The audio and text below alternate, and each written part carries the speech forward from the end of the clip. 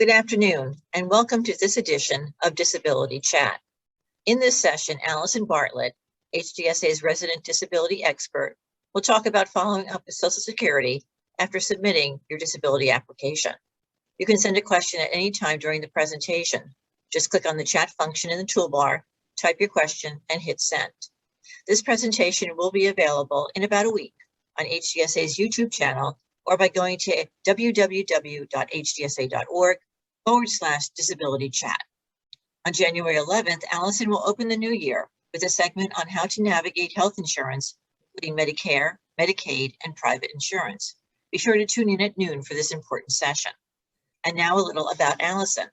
Allison is HDSA's Manager of Disability Program and is a disability attorney who specializes in representing clients with rare chronic conditions like HD to navigate through the complex disability system. Allison holds a JD from the University of Cincinnati College of Law. And now I'll turn the chat over to Allison. Thank you, Deb, and thank you everyone for joining me today to talk about this important topic. Following up with Social Security after you submit your application is actually something that is really important because there is a misconception that you have done everything you need to do as soon as you apply, and that is not the case. So what we're going to talk about today is what happens after the application is submitted, what to be prepared for, and how to communicate with Social Security. So, you submitted your SSDI or SSI application. Do you have to do anything else? The answer is a resounding yes. You will need to complete additional paperwork, keep Social Security up to date regarding medical care, especially if you have an unexpected ER or hospital stay. And you may have to attend a consultative exam, which is just a fancy name for a Social Security doctor's appointment. So once you've submitted the application, you do not want to assume that the disability application itself is the only step in the Social Security disability process. The Social Security disability process has multiple steps, just like applying for a job, a mortgage, or applying for college. None of these things you just submit an application and then you're done. You generally have to submit supporting evidence. You may have to submit follow-up evidence, and a lot of times, really to give yourself the best chance of getting approved, you need to be constantly in touch with the person who's in charge of the job application, your mortgage, your college application, etc. Most things in life require follow-up and communication. The disability application is no different. Completing the application is only step one. You also need to make sure you provide evidence, communicate regularly, and complete any other necessary forms that Social Security sends you. So you submitted your SSD or SSI application. Now what? A, you wait to get an approval letter, meaning you've done nothing else. B, nothing else is required because Social Security does everything for you. C, wait for Social Security to evaluate the claim and contact you if they need anything. D, check your claim status online every once in a while. And E, actively communicate with Social Security and provide evidence and important information about your HD. The answer is very clearly E, but people have the misconception and do a lot of these other things. They don't do not fall into the trap where you think any of these other options are appropriate. So you really want to be proactive. You do not want to wait around for Social Security to contact you. It may never happen. Social Security will not provide case updates unless you ask. Social Security will not reach out to you unless they need something from you. People tell me all the time that Social Security has not yet called them. They won't. Social Security is not going to call you just to check in. Do not wait around for a phone call. Social Security is only going to call you if they actively need something. They're not going to call you just because. They're not going to call you to check in. Social Security will send paper confirmations through the mail that they have received things, but they will not call unless they need something to be completed or they have a question that can only be answered over the phone. So when should you start communicating with Social Security? You should start once you submit your disability application. You want to actively communicate and follow up with Social Security to ensure that things are done properly. Your case is not the only case Social Security is reviewing. Hundreds of thousands of people apply for disability every year. Social Security is very busy. In 2020, 2 million disability applications were submitted. Your disability application is neither unique nor special. Do not expect to treat it for Social Security to treat it so. Your claim is only really a priority to you. So it is your burden to make sure it becomes a priority to Social Security as well. And the only way you can do that is by actively communicating and following up with Social Security. So why should you communicate with Social Security? There's a number of different reasons. Particularly, there are a number of things Social Security will not disclose to you unless you ask. They will not tell you if they have flagged your claim for compassionate allowance. You have to ask. And it's good to ask because that can help make sure your claim is appropriately flagged. They won't tell you if they are familiar with Huntington's disease or not. Often they are not. They will not tell you if they have received all of your medical evidence. You may know sometimes because they'll send a letter asking for if you have medical evidence, but they won't tell you if they've received it or not. They won't tell you if they have received additional evidence like support letters. They won't tell you what evidence they are still waiting to receive. The only time they'll tell you that is if they've tried requesting it like 2 or 3 times from your doctor and they still haven't gotten it. You don't want to be at that point because it means your claim has been denied every time they didn't get medical records, when if you had called, could have helped expedite your claim. And they won't generally just tell you the status of your claim. Again, that is something you have to find out yourself. So contacting Social Security. Who to contact. This is actually a really important distinction because there are 2 different offices and you contact each of them at different points in the claim process. The first is your local Social Security field office. This is where your claim starts and where Social Security determines if your claim meets the technical criteria for disability. The technical criteria are things like work credits and financial limits. So that's where your claim starts. Once they determine you meet the technical criteria, then your case gets sent to Disability Determination Services. This is where Social Security determines if your claim meets the medical criteria for disability. That would be listing 11.02 for Huntington's disease or 12.02 for neurocognitive decline or any other listing based on any other condition you may have. They also look to see if you could do your past work or any other work. So who do you contact first? You're going to contact your local Social Security field office first. And it is very important that you contact the correct Social Security field office. Only your local office has access to your case and has information about your case.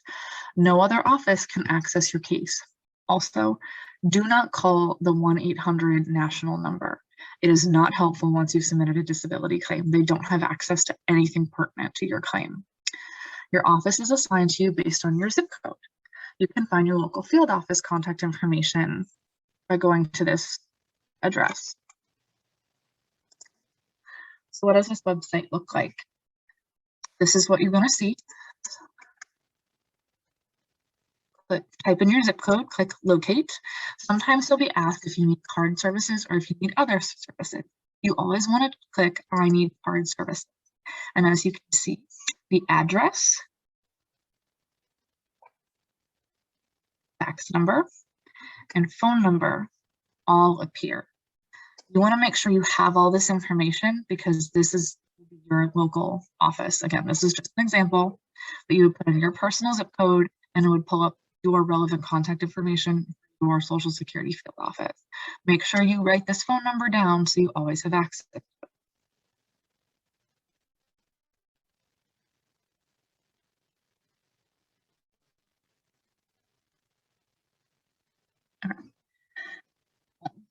So once you've figured out your contact information for your local field office, what you're going to do is once you submit your online application, you want to follow up with Social Security 3 to 5 days after submitting the online application.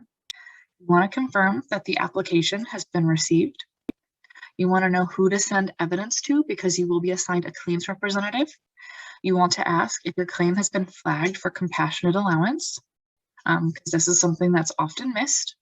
If the answer to any of these things is no, then you want to follow up weekly until you can confirm receipt of the application and the compassionate allowance flag. This application follow-up is not necessary if you applied in person or over the phone because you have direct confirmation as you apply. And just as a pro tip, if possible, it's best to call Social Security on Tuesday or Thursday because those days tend to be the least busy days for an office. Monday and Fridays are always very busy. People like to call the start and the end of the week. Like honestly, Social Security tends to get inundated, especially on Friday afternoons. That's a very terrible time to call unless you have to.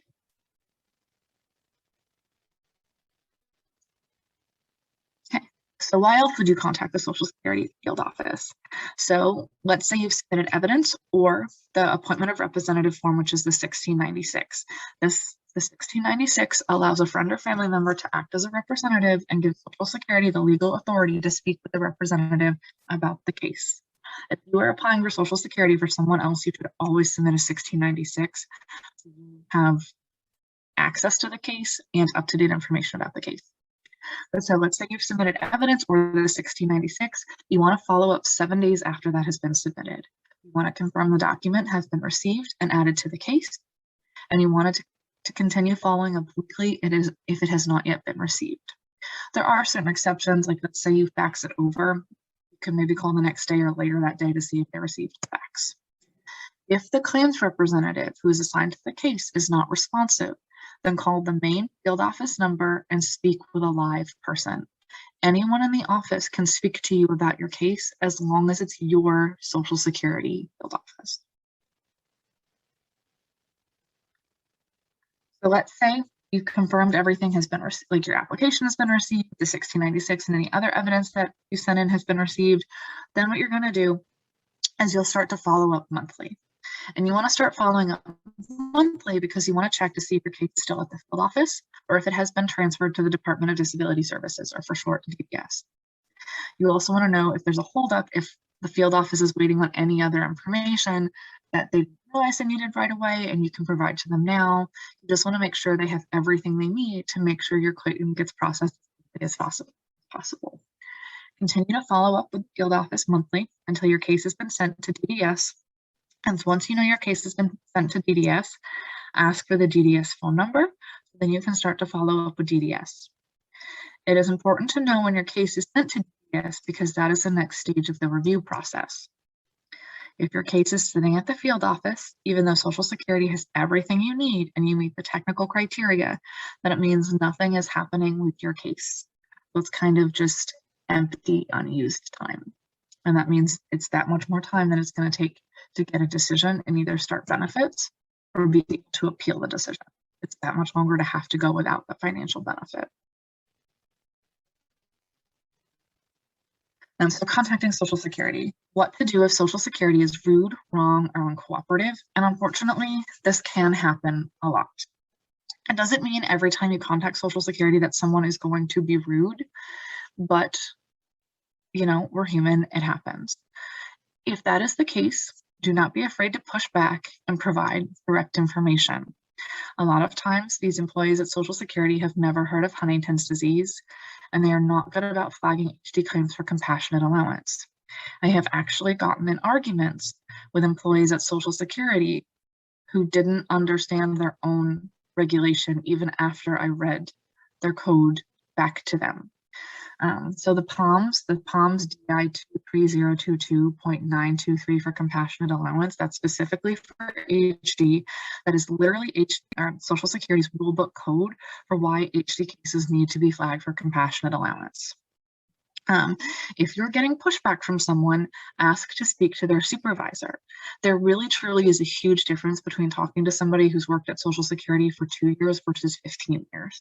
In my professional experience, like if you're lucky enough to get assigned someone who's been working at Social Security for 10 plus years, they generally are nicer, more responsive, and they know the system better.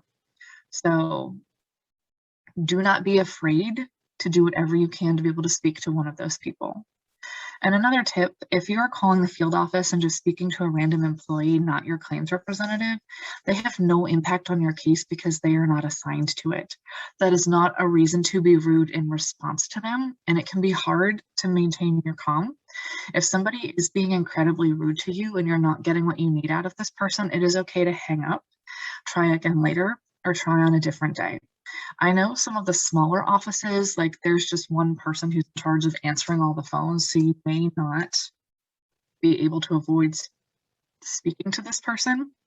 But if you know in advance that they're not always the easiest to work with, then you can kind of prepare yourself like, okay, this is what I clearly need to ask. This is what's going on. In my professional experience, again, Social Security does tend to respond better if you're calling for a very specific reason and you have very specific things to say and you can clearly and effectively communicate what you want. But again, if you have trouble with any of that, do not be afraid to ask for a supervisor if you feel you're being treated unfairly, the Social Security employee is wrong, or you have not heard from your claims representative, despite, like, even if you've left a number of messages. Okay, so now let's say your case has been transferred to DDS. What happens when your case gets to DDS? You will be assigned a claim examiner and sent their contact information. Be very careful to keep everything Social Security sends you. Generally, when they send the claim examiner's contact information, it's also with the additional forms that you're going to need to complete and return. There have been so many times I tell my client that I was working with, oh, did you get the examiner's contact information? No. Well, no, I know you did because I got the exact copies of letters that you did. You didn't read through the forms carefully. So it's very important to read through everything carefully because you are going to be sent additional contact information and you want to keep it because you definitely want to contact the claims rep or the claims examiner that is assigned to your case when your case gets sent to Disability Determination Services. It's not necessarily called DDS when you get paperwork. It can be from the Health and Human Services Department in your state. Like in Pennsylvania, it's the Department of Health and Human Services from Pennsylvania. Like in Florida, it says Florida Department of something, Ohio Department of something. Generally, it's not actually called DDS. It's usually from your state Health and Human Services Department. Doesn't matter what it's called. It will clearly be related to your Social Security disability claim. So keep all of the paperwork and read through it very carefully so you make sure you get that contact information. Also at DDS, Social Security will send medical record requests to all of the doctors listed in your application. And you may also be asked to attend a Social Security's doctor's appointment. So what forms are you going to get from DDS? You're likely going to get an adult function report. Sometimes they send out a third-party adult function report to a friend or family member. You may get a work history report depending on your age. You may also get something called an additional contacts form, which provides you give additional friends or family members that Social Security can reach out to. You may also get things related to other conditions like depression, anxiety, physical movements, headaches. There's a whole bunch of different forms out there, so I can't guarantee what you would be sent. But I know I can guarantee you'll be sent an adult function report. Most of the time they send out a third-party adult function report, and a lot of people get the work history report. These forms are a very important part of your claim and need to be taken seriously. These forms include information about your activities of daily living. Medical records don't really include that because your doctor doesn't see you every day. The only way Social Security can get this information is from these forms. Be detailed and specific when completing the forms, and indicate whether you can do your past work or any other work. Social Security takes these forms very seriously, so you need to take them very seriously. Ask questions if you have questions. Call your claims examiner, call myself. And if you do get these forms, please watch the past disability chat webinar about completing disability forms. It will help you greatly. So when to call DDS? Call DDS as soon as your case is transferred to DDS. And you want to do this because you want to confirm what medical record, what they've done so far. You want to confirm what medical records have been requested. You want to confirm what medical records have been received. And you want to confirm what additional evidence has been received. So if you sent in support letters from friends and family, if you sent in medical letters from your doctor or a medical source statement, You want to ask for your case status, and you want to ask if DDS needs anything else from you at this time. And that can be really helpful because that can get them started talking about things that they might additionally need in your case. Like if they want to schedule you for a Social Security doctor's appointment. If you have that information ahead of time, you have more options, and I'll talk about that in a second. So once you followed up with DDS initially, you want to continue to follow up monthly until a decision is made. And you want to do this because if for any reason they're missing medical records that you have, you can fax that directly to Social Security. You can help make sure your claim is processed as quickly as possible. And you also want to make sure they have the right records. It shouldn't happen, but sometimes wires get crossed and things get missed. And what if Social Security doesn't send a medical record request to your HD neurologist? What if they send it to the wrong place to your they're not going to get your neurology records? That means your case is going to get denied. By following up with Social Security, you get that information and you can catch it ahead of time so you can make sure they get what they need. And again, you can also follow up to make sure they get all the forms that they sent you when you returned, including but not limited to adult function report, third-party adult function report, the work history report, and other contacts. Social Security cannot make a decision in your case if they don't get the adult function report. There are certain forms that they need to be able to do their 5-step analysis, and the work history report and the adult function report are 2 of those forms. I cannot stress how important these forms are and how important it is to fill them out correctly. So a Social Security doctor's appointment.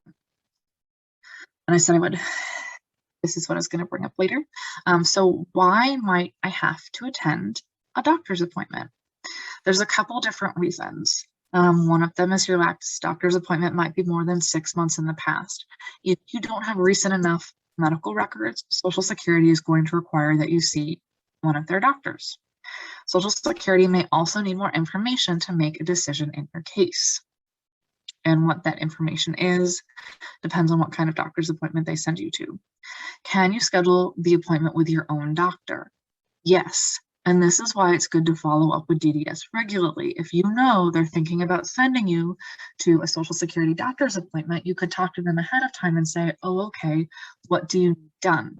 Can we get this done by my own doctor? Which is ultimately beneficial to you because you know who the doctor is, you feel comfortable with them, and it can be better for your case.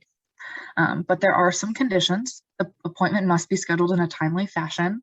Like it has to be scheduled within 6 weeks, not 6 months. Social Security is not going to wait for a doctor's appointment that long.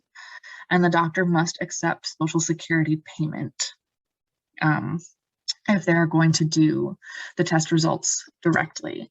Generally, how I've seen this work out is I know if Social Security is interested in the claimant getting neurocognitive testing. And if I say, hey, this is what Social Security wants to see from you, is this something your doctor can order instead? And then a benefit to that is not only is it being done with your doctor so you're more comfortable about the situation, they have those medical records. Technically, when you see a Social Security doctor, you can check a box that says, please send these medical records to my physician. That almost never happens. But if for any reason you cannot schedule the appointment with your doctor, you will need to see a doctor chosen by Social Security. If you do not attend this appointment, your claim will be denied. This is not negotiable. You have to go. So what is going to happen at this appointment?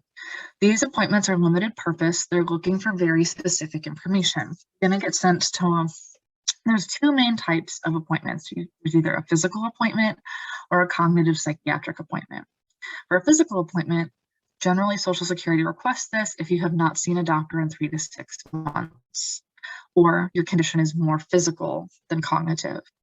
Social Security will try to evaluate your physical abilities at this appointment. So they'll want to see if you can stoop, bend, crouch, crawl, twist, how long you can sit, stand, and walk, how well you can use your arms or hands. They will look at your ability to walk. They'll ask things like if you can get up on the exam table, and they'll ask you to get up on the exam table and evaluate how you do it. I am not a huge fan of these appointments because I don't really think they're very helpful for an HD case. because it's not like you're going to an occupational or physical therapist appointment. They're not actually having you do all these tests to determine if you can do these physical things. It's kind of like going to an annual physical with your physician, and then this doctor is required to make assumptions about your physical ability. So it's not really fair or accurate. And a lot of times you're being sent to a general practitioner who doesn't know very much about HD. So if you are getting sent to a physical appointment, be very vocal about your HD, what HD is, and how it impacts you. The second kind of appointment is cognitive or psychiatric, and these can come in a variety of forms. You could have to go to a psychiatric appointment if you said that you have anxiety or depression. Generally, these kinds of appointments are requested if Social Security needs specific additional information. A lot of times they need specific cognitive tests. Why would they need specific cognitive tests if I know my doctor had me do these cognitive tests? There's a variety of reasons. One, there's a test that's common, like Social Security doesn't accept the general HD test, the Unified Huntington's Disease Rating Scale. A lot of physicians like to use the Montreal Cognitive Assessment, or the MoCA. The problem is they only put the score, so it's scored out of 30. A score of 20 out of 30 doesn't tell Social Security anything, because there's a lot of different things that are tested on this test. And a lot of medical record departments do not include actual one-pager MoCA result with medical records. Social Security needs to see those kinds of things. They can't just take some of that evidence at face value. So if you're being sent to these doctor's appointments, it's not because you have done anything wrong.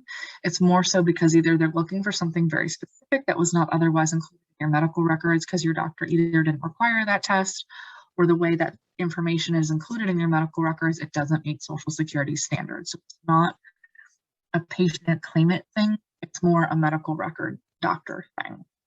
And a lot of times in these appointments, the cognitive appointment, Social Security will try to evaluate your cognitive abilities or mental health status. So they'll look at your memory, concentration, severity of psychiatric symptoms.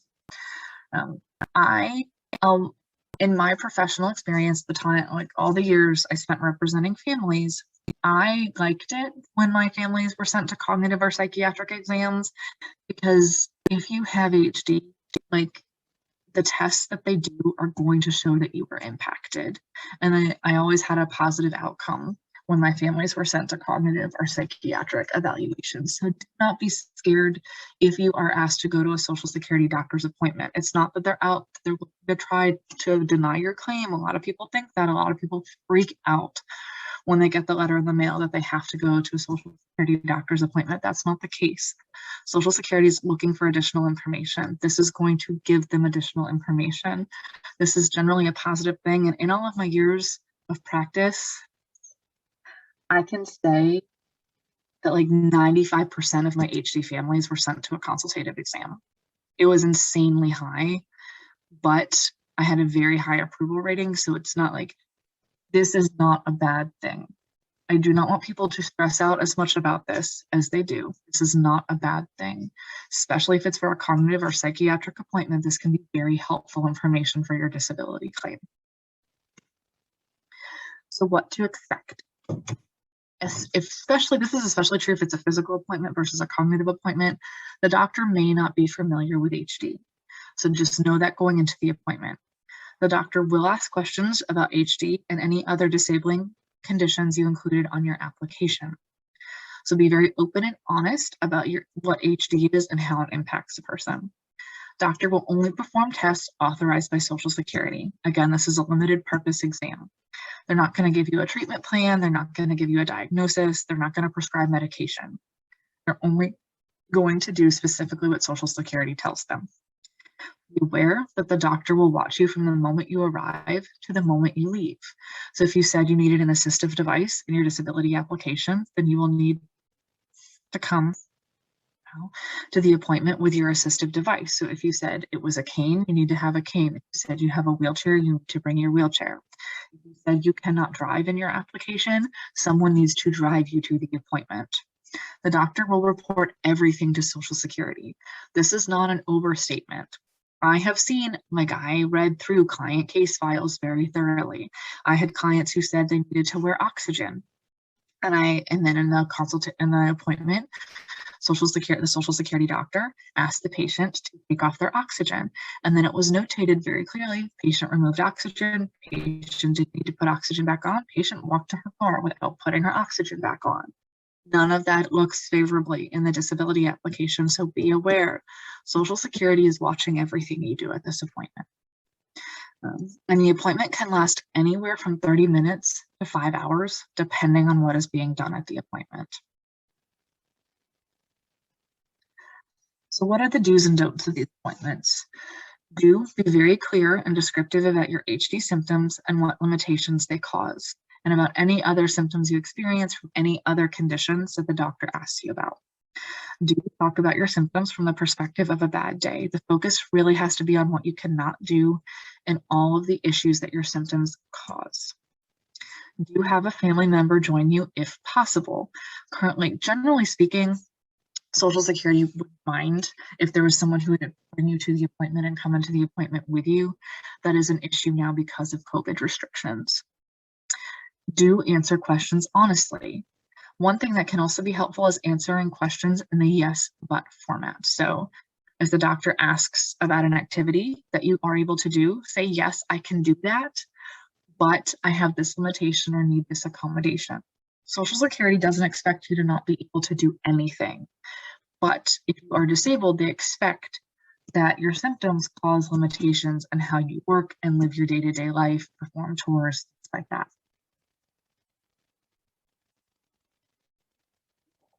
So what are some of the don'ts? Do not drive yourself. If you have someone who can take you, it really is best to have someone to drive you there. Because even if you're prepared for this appointment, you're likely going to be anxious, stressed out. You don't want to add additional burdens. And really, if you're disabled, especially going somewhere to a new place, and that's like, it is beneficial to have someone drive you if that is a possibility. I understand that is not a possibility in every circumstance, but it really is beneficial if someone can drive you. Do not shower or take extra care getting ready if that is not an accurate reflection of your daily life. For most people, this isn't a big deal, but let's say the appointment is for a loved one that you're a caregiver for, and you know at best they shower once every 2 weeks. Their personal hygiene is not great. Do not get them quote unquote dressed up for this appointment because you are telling Social Security that they are fine and functioning member of society. That is not true. If somebody has bad personal hygiene, wears the same pair of pants 4 days in a row, let them show up to the appointment just as they are. Do not take special care because that sends the wrong message. Do not overstate your abilities or indicate that you are able to work in any way. Do not say, I wish I could work. Like, don't bring up work unless there is specifically a question asked. Be honest. But a lot of people fall into the trap, oh, I want to work. I think I'm able to work. I wish I could work. Do not say those things. In some instances, Social Security is looking for any reason to deny your disability claim. Do not give them that reason. And do not get off topic. Answer the questions asked, but try to stay on that question as much as possible. Give a lot of detail about the question asked, but do not give unnecessary information. So what happens after the appointment? The doctor has 30 days to send the completed report to Social Security, and they do have an incentive to send their report to Social Security as soon as possible because they don't get paid until their report is received. Sometimes Social Security will request an additional appointment. Generally, this tends to happen if you were requested to go to a physical appointment first, then Social Security may decide they need a cognitive appointment too. This does not happen often, but it is a possibility. Usually what happens at this point is Social Security will decide they have enough information to make a medical determination about disability. And one thing that you can do is you can follow up with DDS 2 weeks after the appointment to check in and see if your report has been received or not. You don't have to do this because the reports generally get sent in pretty quickly, but you can if you want to. That also gives you an idea of where you are in the case process. It gives you a reason to follow up. And if you know the report has been received, then you have a better idea of where Social Security is in the decision-making process. So what happens once DDS finally makes the decision? The case is sent back to the field office and a final decision letter is sent out from the field office. Sometimes DDS sends out a letter to let you know that a medical decision has been made in the case. Do not follow up with DDS. They will not tell you what the decision is. They will just tell you a decision has been made, closed out from their office, and sent back to the field office. The final letter of approval or denial only comes from the field office, so if you know a decision has been made, contact your field office. On occasion, a case is sent to quality review. Quality review is an independent review organization that is in a position of authority that sits over Social Security disability. They review everything in the case to make sure it was decided correctly. There is no standard time for the review process. Generally, it doesn't take longer than 2 to 4 weeks, but there is no standard timeline, and there is no way to contact quality review. You cannot contact quality review, and the Social Security field office cannot contact quality review. For individuals applying on their own, this really doesn't happen very often. Sometimes this will happen if your case was decided very quickly, and that's more likely because you submitted all the information, you did all of the legwork, you made sure Social Security has everything. And so quality review likes to be like, was this decided correctly? How come this happened so much faster than the national average? Okay, things look okay. In my career, there was only one time I had a case that was sent to quality review and they're like, hey, we have to send this back to DDS because something was missed or we need additional information. I've never had quality review overturn a decision. If the review, if the decision was the case was approved, the decision state the case was approved. And really this exists to make sure everything is done appropriately. As an individual who applies on their own, this shouldn't really happen. As an attorney who had an incredibly high approval rating, I got flagged for quality review a lot. And I always hated it because it made the decision process longer. Like we couldn't do anything until the case came back for quality review. It can take time, but I wanted to let people know that this is a possibility. It likely will not happen. And generally it mostly happens because we were so proactive, sent everything in and got a decision in 2 months instead of 6. This doesn't happen very often, but it can. So once you know a decision has been made, you want to follow up with Social Security 7 days after you receive the notice that a medical decision has been made in your case. You are on top of everything. And this is more if your case is denied. You need to know as soon as possible so you can start the appeal process. Sometimes Social Security is just slow in getting a letter sent out to you. That's okay, because the 60-day appeal window only starts when the letter is sent. But sometimes letters get lost in the mail, and I've had that happen too.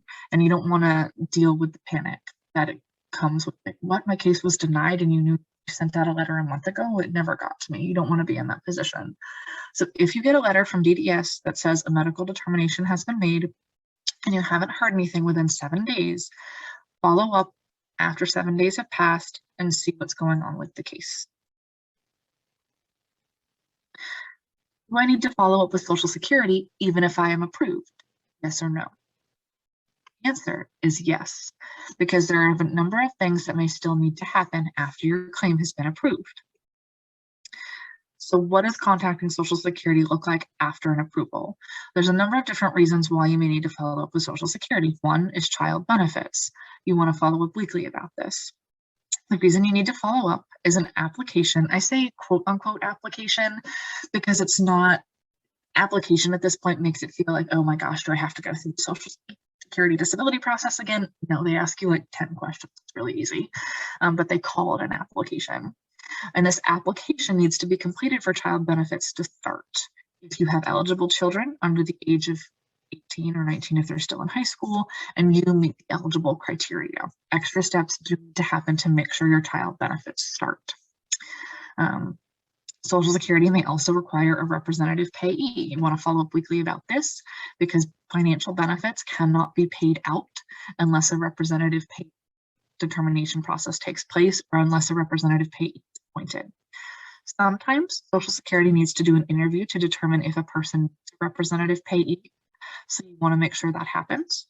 And if Social Security decides a representative payee is necessary, then they will have to do an interview to set up a representative payee if one is needed and to make sure that there's an appropriate bank account and all of these other things. Again, you want to make sure you do this as soon as possible so benefits can be paid out. And also, if you get back pay, sometimes you need to follow up regarding back pay. This can be a little bit harder, and you really can't follow up back pay as often. This really is more of a monthly thing versus a weekly thing. And the reason for that is back pay can sometimes take months to process. This happens more if it took like 3 years to get a disability approval and you're going to be owed like $45,000. Things take time. Sometimes Social Security needs updated information. And if it has taken more than 12 months for an approval, you should confirm the bank account on file if you want direct deposit. Generally, everything is okay. Sometimes things happen. Sometimes you've gotten divorced. Sometimes you set up a new bank account. Sometimes you have to have a representative payee, so you have to set up a new bank account. You want to make sure everything is correct, because I learned this, unfortunately, because something one of my former clients has had to go through. If Social Security pays your money to the wrong person, they will not pay that money again. You would then have to take legal action to collect the money from the person they wrongly paid it to. So you do not want to be in that situation. This is a very rare thing. Like in the case that happened to one of my former clients, it's because she was under the age of 18 when this started and an adult when she was approved. So the money got paid to a family member, and it's a whole mess. So that's not really going to be an issue in most cases, but it's always good if you signed up for direct deposit to confirm what account you should be getting paid into and if that's still where you want the money to go. Another thing to know is payments in general and back pay is processed through the payment center. This takes time and there is limited communication.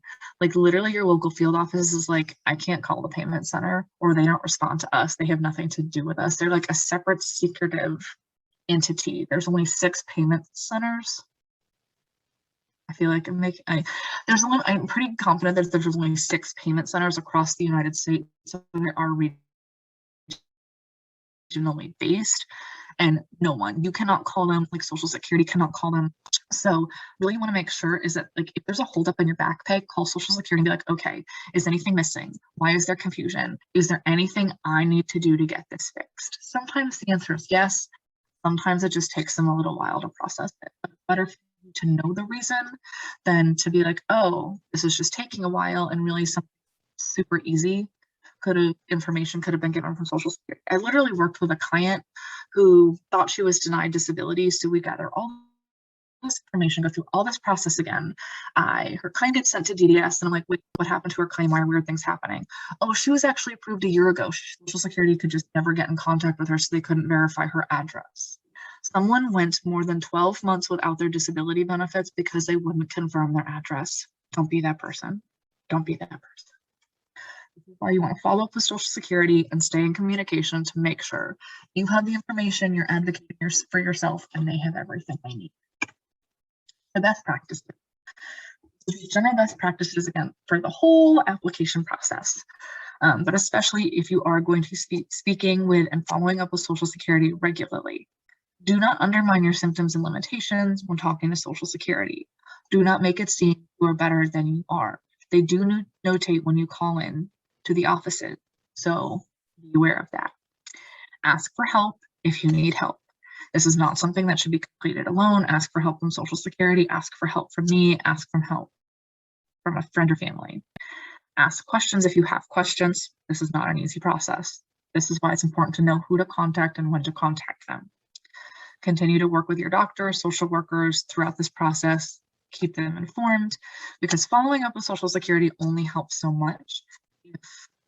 If you don't have the necessary medical evidence or medical records, or your doctors are not aware of what's going on, that can still help your claim. So you have to do everything in the process. Track all your doctor's appointments and contact information in a journal or a spreadsheet, especially if you need to call Social Security and update them on things that have happened. Keep an up-to-date list of your medications, and again, follow up with Social Security regularly. And it's important to advocate for yourself. Do not be afraid to stand up for yourself.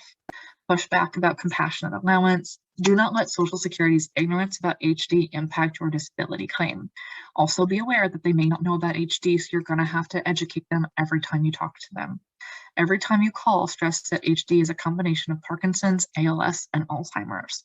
Stressing that brings awareness to the person, and they're like, oh, this is a big deal. this is important. Your claim really does matter. You want to stress those things, you have that response. Do not take no for an answer. This is your disability claim. This is not Social Security's claim. This is your claim. This is your life. This is your financial well-being. Do not be afraid to stand up to them. And again, ask for a supervisor if you need one. It is important to find the right person to talk to. And I have created a resource for what to do after submitting your application and how to follow up with Social Security, which will get added to the website. But here's what the resource looks like. It's a nice summary of why you need to follow up, an overview of things Social Security won't tell you unless you ask, and just dates and timelines of when you need to follow up and specific questions and what you need to ask for when you're following up. Are there any questions?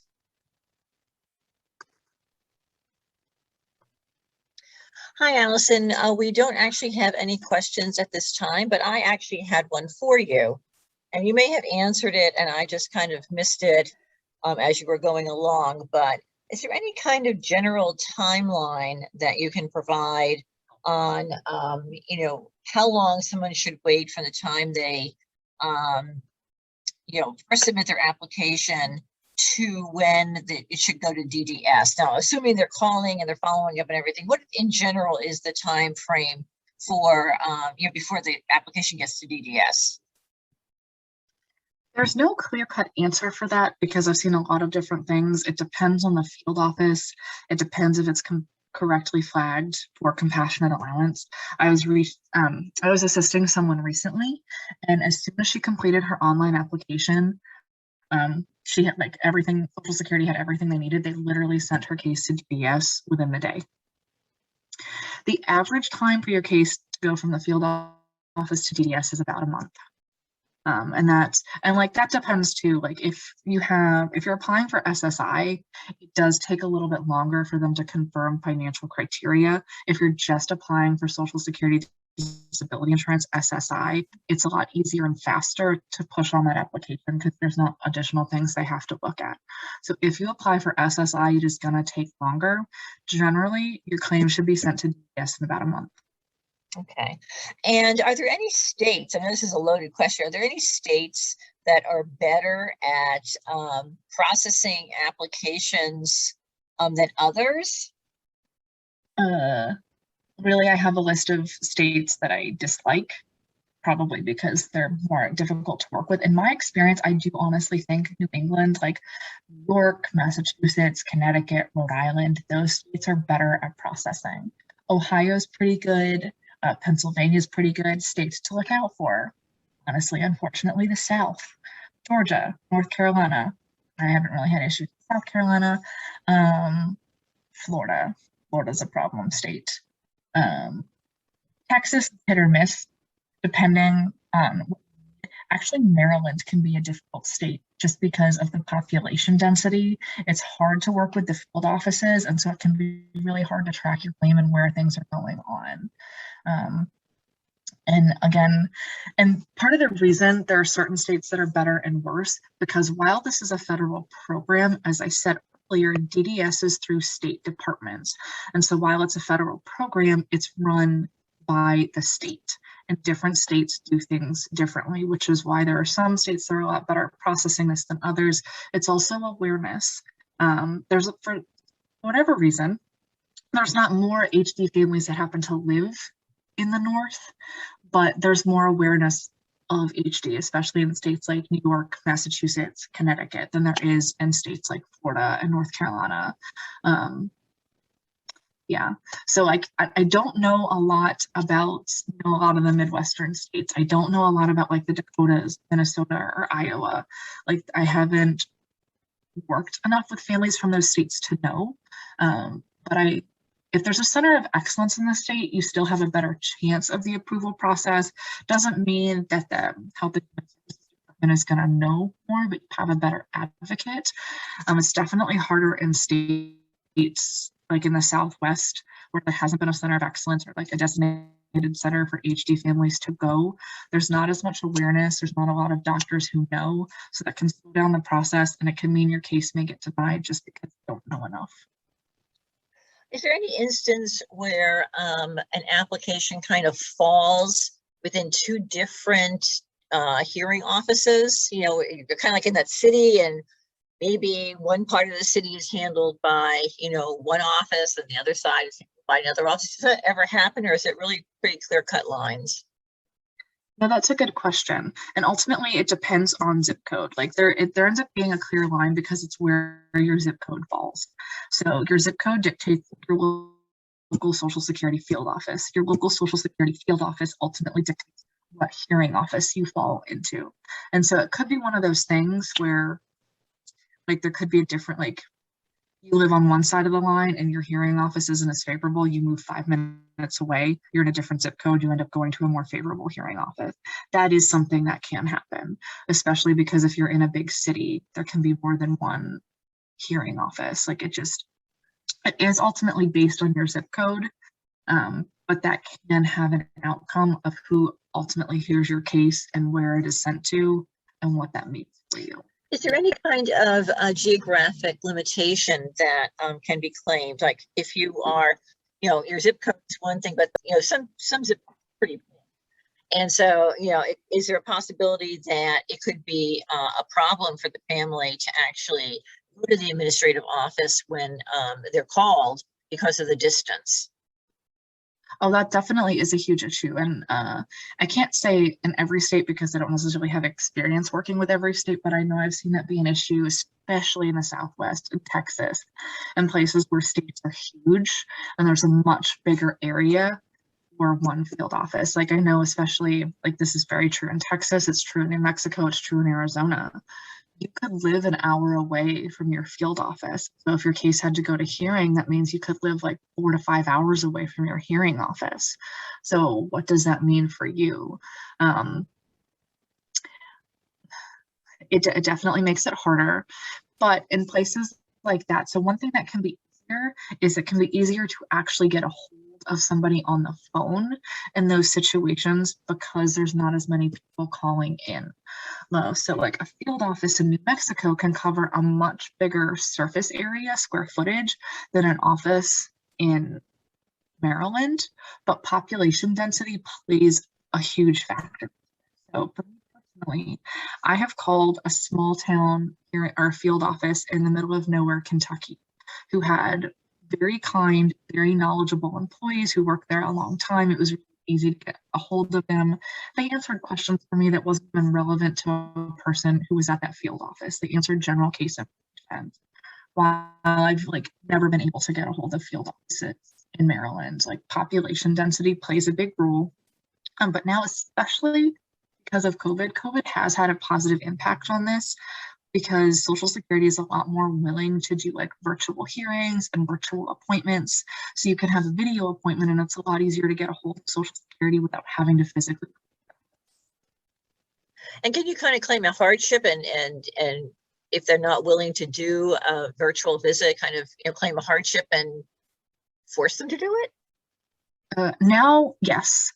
Before, not necessarily. Social Security was really harsh and mean sometimes because especially if it was a judge, like if you had a hearing, the judge ultimately got to decide what they wanted to do. And if you had a hard-ass judge who was really old school, they don't care. They would make you go. There are people who literally would miss their hearings and not go because of anxiety or lack of access to being able to get to a place.